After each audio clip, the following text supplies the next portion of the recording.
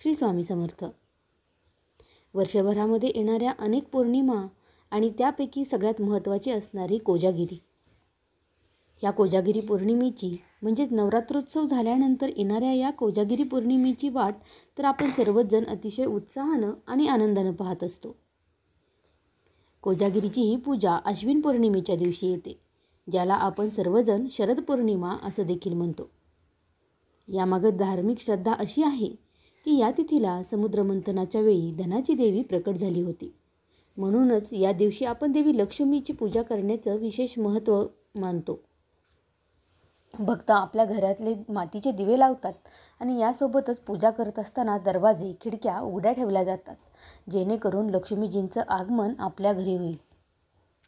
कोजागिरी या शब्दामध्ये त्या पौर्णिमेच्या दिवसाचा अर्थ दडला आहे. को म्हणजे कोण, जा, गी आणि री म्हणजेच कोण जागे असणार आहे. म्हणजे या रात्री, कोजागिरी पौर्णिमेच्या रात्री कोण कोण जागे आहे हे पाहण्यासाठी माता लक्ष्मी पृथ्वीवरती येते, अशी यामागची मान्यता आहे. म्हणूनच याचं नाव हे संक्षिप्त रूपानं कोजागिरी असं देण्यात आलं. यंदाची ही कोजागिरी पौर्णिमा कधी आहे आणि त्या दिवशी आपल्याला कोणालाही न सांगता गुपचूप काही उपाय करायचे आहेत, ज्यामुळं आपल्याला आर्थिक भरभराट होईल आणि उत्तम आरोग्य लाभेल.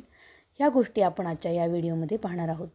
त्यामुळं आपल्या चॅनेलला अगोदर सबस्क्राईब करून घ्या आणि जाणून घ्या काही महत्त्वाच्या गोष्टी ज्या तुम्हाला कोजागिरी पौर्णिमेच्या दिवशी करायच्या आहेत. मैत्रिणींनो, कोजागिरी पौर्णिमेला केलेलं लक्ष्मीपूजन हे विशेष मानलं जातं. यामुळं कर्जमुक्तीच्या दिशेनं आपली वाटचाल ही गतिमान होत असते. लक्ष्मी देवीच्या आशीर्वादामुळं धनधान्य, वैभव आणि ऐश्वर प्राप्त होतं अशी मान्यता आहे. अश्विन महिन्यामधील पौर्णिमा तिथी यावर्षी 6 ऑक्टोबरला दुपारी 12:33 सुरू होऊन दुसऱ्या दिवशी म्हणजे 7 ऑक्टोबरला सकाळी 9:16 असणार आहे. म्हणजे तुम्ही ही शरद पौर्णिमा 6 ऑक्टोबरच्या रात्री साजरी करणार आहात, ज्याला आपण कोजागिरी पौर्णिमा असं म्हणणार आहोत. रात्री 11:45 पासून ते 7 ऑक्टोबर रोजी रात्री 12:34 ही असणार आहे.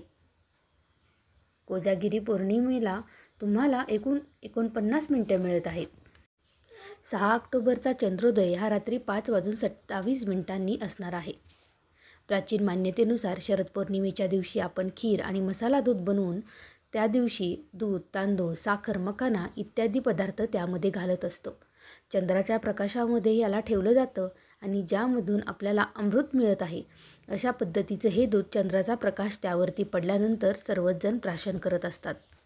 आता ह्या सर्व गोष्टी जाणून घेतल्यानंतर आपण महत्त्वाच्या गोष्टीकडे वळूया. ते म्हणजे तुम्हाला या दिवशी काय उपाय करायचे आहेत. त्यासाठी कोजागिरी पौर्णिमेच्या दिवशी तुम्हाला करायची सगळ्यात महत्त्वाची पहिली गोष्ट म्हणजे मंगल कलशाचं स्थापन. आपल्याला हे मंगल कलशाचं स्थापन करून त्याची रात्री 12 वाजता पूजा करायची आहे. यामुळे तुमच्या घरामध्ये आर्थिक भरभराट होण्यास मदत होते.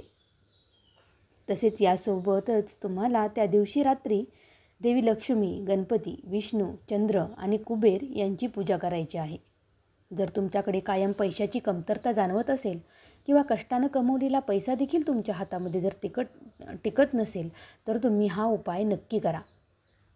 यासोबतच श्री विष्णू सहस्त्रनाम, श्री सूक्त यांचं पठण करणं गरजेचं आहे. यानं आर्थिक अडचणी दूर होण्यास मदत होईल. रात्री चंद्राची, कुबेर देवांची विशेष पूजा केल्यानं तुमच्या घरामधील पैशांची आवक ही कायम राहते आणि तुमच्या घरामध्ये श्रीमंती येण्यास मदत होते. एवढंच नाही तर तुम्हाला पौर्णिमेच्या रात्री घराच्या अंगणामध्ये किंवा छतावर चंद्राच्या प्रकाशामध्ये एक खीर किंवा मसाला दूध तयार करायचं आहे. रात्री या प्रकाशामध्ये तुम्ही चांदीच्या भांड्यामध्ये ही खीर किंवा दूध ठेवू शकता आणि यानंतर घरामध्ये जर एखादी आजारी व्यक्ती असेल तर तुम्ही ती त्याला खाऊ जर घातलं तर जुनाट आजार देखील यामुळे बरे होतात. आपल्या मोठ्या मुलाची किंवा मोठ्या मुलीची तुम्ही या दिवशी आरती आवर्जून करा. त्यामुळं जर तुमचं मूल हे कडकड करत असेल किंवा जर शांत स्वभाव नसेल तर त्याच्यामध्ये बदल होण्यास नक्की मदत होईल. रात्री देवी लक्ष्मीसमोर तुम्हाला 4 वाती तुपाचा दिवा लावायचा आहे. असं केल्यानं तुमच्या घरामधील आर्थिक अडचणी दूर होतात. कोजागिरी पौर्णिमेला रात्रभर तुम्हाला जागरण करणं गरजेचं आहे. हे जर तुम्हाला शक्य नसेल तर रात्री 1 वाजेपर्यंत तरी तुम्ही जागरण करा. त्यामुळं तुम्हाला मानसिक शांती लाभते आणि एक वेगळाच अनुभव आणि प्रचिती येण्यास मदत होते. रात्री 12 वाजता सर्व देवतांची अवश्य पूजा करा आणि त्यानंतर गंगाजल शिंपडा. असं केल्यानं तुमची नोकरी व्यवसायामधील प्रगती होईल.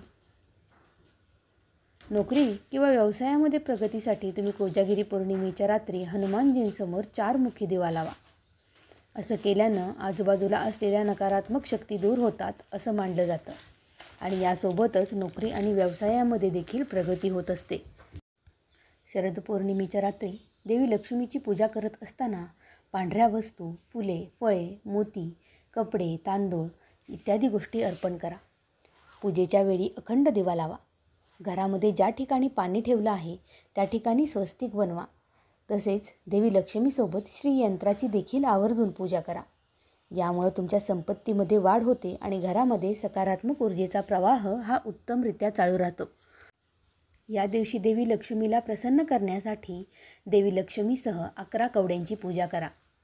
पूजेनंतर कवड्या पिवळ्या कापडामध्ये बांधून पैशाच्या जागी ठेवा किंवा लाल कापडामध्ये बांधून घराच्या मुख्य गेटवरती बांधा.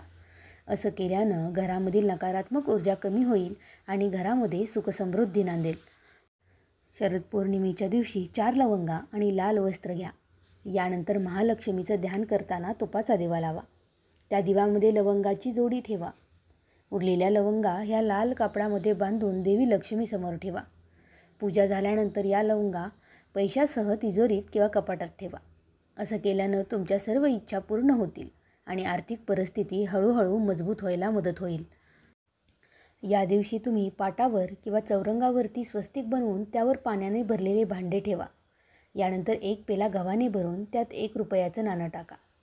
या दिवशी शरद पौर्णिमेची कथा वाचा आणि कमलगठ्ठ्याने ओम श्रीम ह्रीं श्रीं कमलालये प्रसीद प्रसीद श्रीं ह्रीं श्रीं ओम महालक्ष्मी नमः या मंत्राचा 11 वेळा जप करा. असं केल्यानं देवी लक्ष्मीची विशेष कृपा तुमच्यावरती प्राप्त होईल.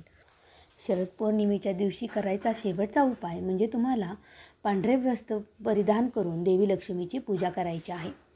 यासाठी तुम्हाला ईशान्य कोपऱ्यामध्ये लक्ष्मीची मूर्ती स्थापित करायची आहे आणि त्यानंतर तुपाचे 2 दिवे लावून त्यात लवंग घालायचे आहे.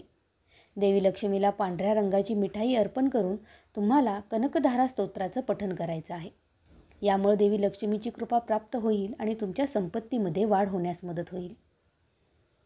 तर अशा पद्धतीनं दिलेल्या सर्व उपायांचं कोजागिरी पौर्णिमेच्या रात्री तुम्हाला तुमच्या अडचणींनुसार उपाय करायचे आहेत. या गोष्टी करत असताना त्या तुम्हाला गुपचूप करायच्या आहेत हे ध्यानात ठेवा आणि त्याची फलप्राप्ती ही तुम्हाला कोजागिरी पौर्णिमेच्या त्वरितच नंतर पाहायला मिळेल. मात्र कोजागिरी पौर्णिमेचे हे उपाय करत असताना त्यासाठी तुमच्या मनामध्ये काहीही कटुता किंवा कोणतीही शंका न ठेवता हे उपाय तुम्ही करून घ्या. तरच तुम्हाला त्याची फलप्राप्ती जाणवण्यास मदत होईल. दिलेले उपाय तुम्हाला आवडले का ते देखील मला कमेंटमध्ये नक्की सांगा. कारण की त्यासाठी आपल्याला विशेष असे वेगळे काहीच करायचे नाही. आपल्या घरामधील असलेल्या सर्व गोष्टींचा उपाय करूनच किंवा त्या गोष्टींचा वापर करूनच आपण हे उपाय करत आहोत. त्यामुळे बाकी कोणत्याही गोष्टींसाठी खर्च पाणी ह्यासाठी होणार नाही. मनामधील भक्तिभाव तुम्हाला तुमच्या या अडचणींमधून दूर करण्यासाठी देवी लक्ष्मी तुमच्यावरती नक्कीच कृपा करावी अशी मी देवी लक्ष्मीच्या चरणी प्रार्थना करते. व्हिडिओ आवडला असेल तर आपल्या चॅनेलला लाईक, सबस्क्राईब आणि शेअर करा आणि नवीन आलेलं हाईपचं बटन देखील तुम्ही क्लिक करा.